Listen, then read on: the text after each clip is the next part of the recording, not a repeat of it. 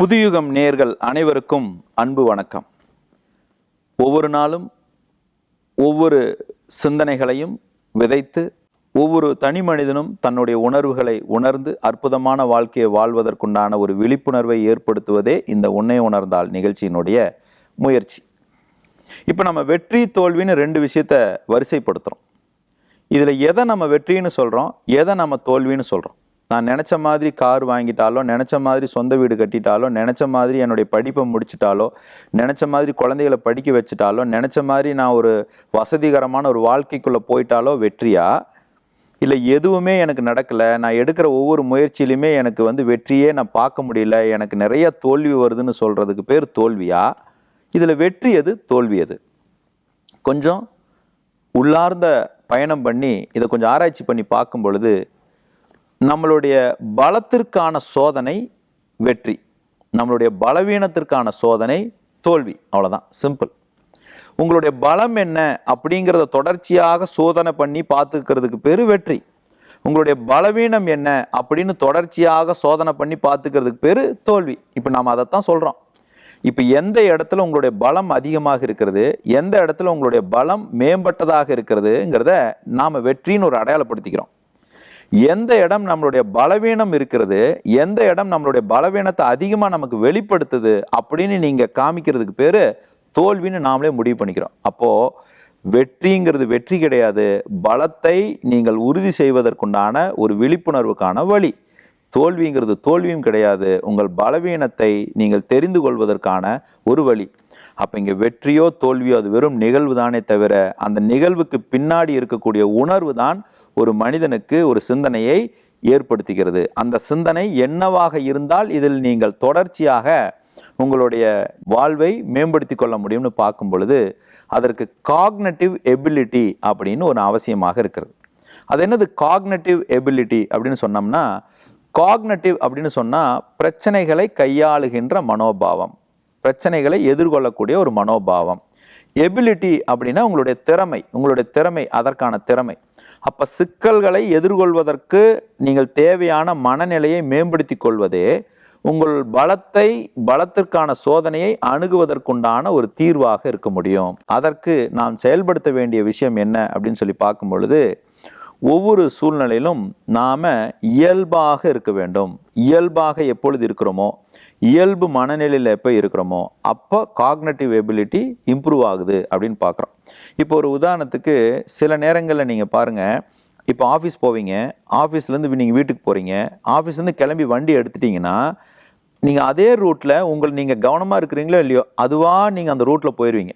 நீங்கள் அவ்வளோ விழிப்போடு நீங்கள் போயிருக்க மாட்டீங்க. அப்போது உங்கள் மைண்டில் அது ஸ்டோர் ஆகிருக்கு அந்த அளவுக்கு. அப்போ அந்த காக்னட்டிவ் எபிலிட்டி எதை தூண்டுகிறதுன்னு சொல்லி பார்க்கும் பொழுது உங்களுடைய அன்கான்சியஸ் காம்பிடன்ஸை அது தூண்டுது. நீங்கள் சுயநினைவே இல்லைன்னா கூட திறம்பட நீங்கள் அதை செயல்படுத்துகிற மாதிரியான ஒரு விஷயத்தை அது உங்களுக்குள்ளே ஏற்படுத்துது. அப்போ எந்த ஒரு இடத்துலையுமே அன்கான்சியஸ் காம்பிடன்ஸை நீங்கள் வளர்த்து கொள்கிறீர்களா, அதுதான் இந்த காக்னட்டிவ் எபிலிட்டிக்கான ரூட். இந்த அன்கான்சியஸ் காம்பிடன்ஸை நீங்கள் வளர்த்து கொள்வதற்கு என்ன பண்ணணும், இயல்பாக இருப்பதில் தொடர்ச்சியாக பயணிக்க வேண்டும்.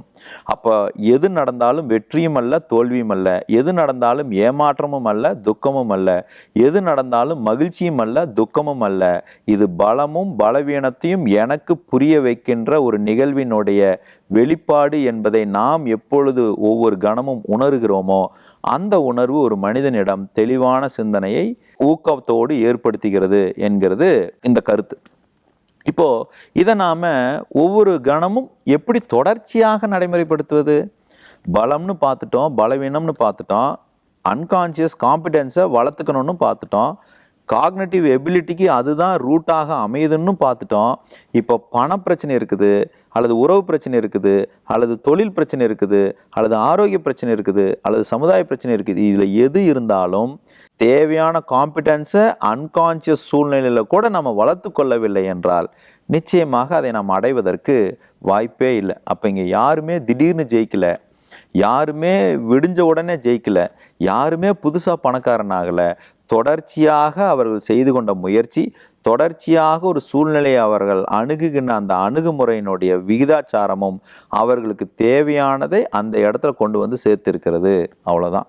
அப்போது நாமும் தொடர்ச்சியாக முயற்சி செய்யுமின் நாமும் அதை தொடர்ச்சியாக நமக்கு ஏற்படுவதற்குண்டான சூழ்நிலையை விழிப்புணர்வோடு அணுகும் பட்சத்தில் ஒவ்வொரு காலகட்டத்திலும் நாமும் அந்த உச்சகட்ட மனநிலையை அணுகுவோம். அதற்கு பொதுவாக நம்ம இந்த 21 நாள் அற்புதங்கள் அப்படிங்கிற இந்த நிகழ்ச்சியில் கூடுதல் தெளிவுகளை நாம் வழங்கி கொண்டு இருக்கிறோம். இந்த வகுப்பில் பயன்பெற்றவங்க எல்லாருமே தன்னுடைய வாழ்வில் இதற்கு முன் சிந்தித்த மனோபாவத்திலும் இதற்கு பின் சிந்திக்கிற மனோபாவத்திலும் மாற்றங்களை நிறைய காண்றாங்க. அப்போது பிரச்சனை மாறப்போவதில்லை, ஆட்கள் மாறப்போவதில்லை, சூழ்நிலை மாறப்போவதில்லை. அதை நாம் அணுகிற அணுகுமுறை நிச்சயமாக மாற்றம் இருக்கும். அந்த மாற்றத்தை உணர்கின்ற அணுகுமுறையில் சிந்திக்கின்ற சுபாவம் தான் இங்கு எனக்கு தீர்வை கொடுக்கிறது. அந்த சுபாவம் தான் அன்கான்சியஸ் காம்பிட்டன்ஸ். அப்போது நாம் பிறக்கும்போது ஏழையாக பிறப்பது தவறல்ல. நாம் வளரும்போது நம்மளுடைய சூழ்நிலையை மேம்பட்ட சிந்தனையில் தெளிவுபடுத்தாமல் வைத்து நாம் பொருளாதார சுதந்திரத்தை அடையாமலே நாம் வாழ்ந்து வந்தோம் என்றால் அது அறியாமையின் உச்சகட்டம்.